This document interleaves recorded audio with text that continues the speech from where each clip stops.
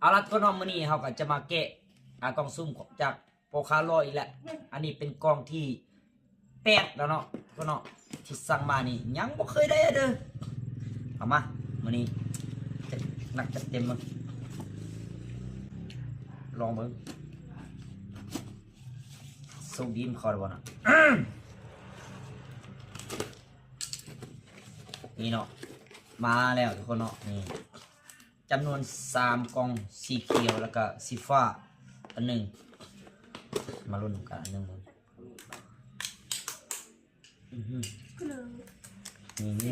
นี่พี่เนี่ยเอาแกะมัน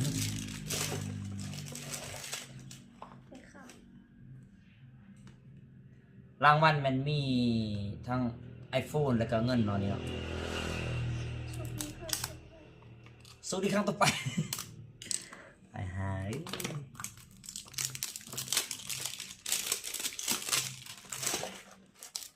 สวัสดีครั้งต่อไปปั๊มปั๊มปั๊มปั๊มปั๊มปั๊มปั๊มปั๊มปั๊มสักสวัสดีครั้งต่อไปมั้งรวมมีเท่าไหร่มี50ก้อนละสวัสดีครั้งต่อไปก็เดียวรวมทั้งเม็ด50ก้อนละที่ขายต่ออยู่นี่กองหนึ่ง10,000เลยก้อนหนึ่ง10,000เลยมีเพื่ออยากได้บ่50ก้อนบ่ถือไอ้เด้อจักอันสงสัยเราไม่มีโชคโอ้ย